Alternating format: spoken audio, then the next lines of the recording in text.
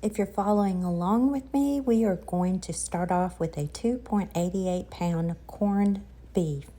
This is a flat corned beef. Go ahead and take it out of the package, and that little packet that comes with it, just give it a toss, unless of course you like that, but I've been told it's not good. Now, I can't have this. I made this for my family. I'm allergic to pork and beef. Make sure to rinse this off when you get it out of the package because it has a salt brine on it, or it will be very salty. The first ingredient we're going to start with is pepper.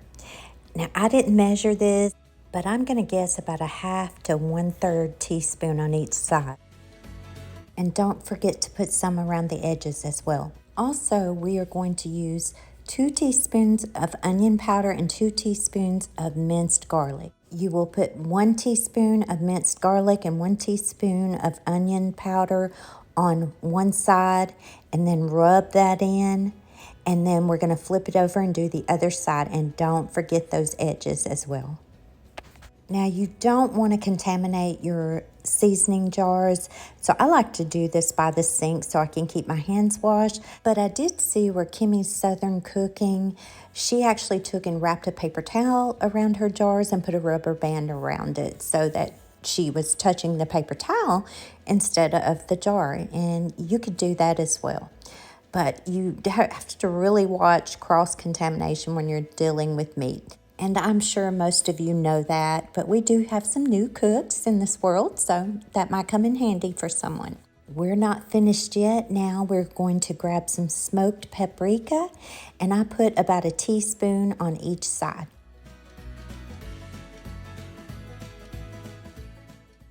And remember, do not add any salt to this because this is salty already. You want to put this in your crock pot, fat side up.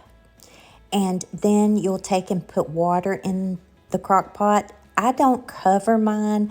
I do put enough water in there to reach the top of the meat, over the meat up to the fat. And then you just need to add some liquid smoke to this.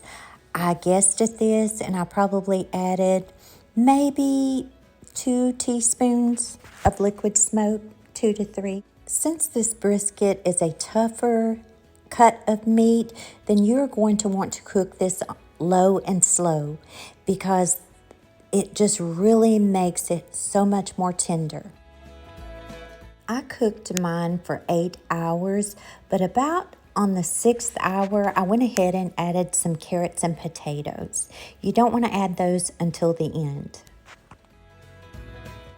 And voila, about 8 to 10 hours later, go ahead and slice this. You want to make sure to cut that fat off before you slice it. And this was so tender, I could have sliced it with a butter knife. And I'm not done yet. I did take a cup of the gravy, the sauce that was in the crock pot, and I put it on my stovetop, added a little cornstarch to it, maybe a tablespoon, let that boil for a few minutes, and then I poured it right on top.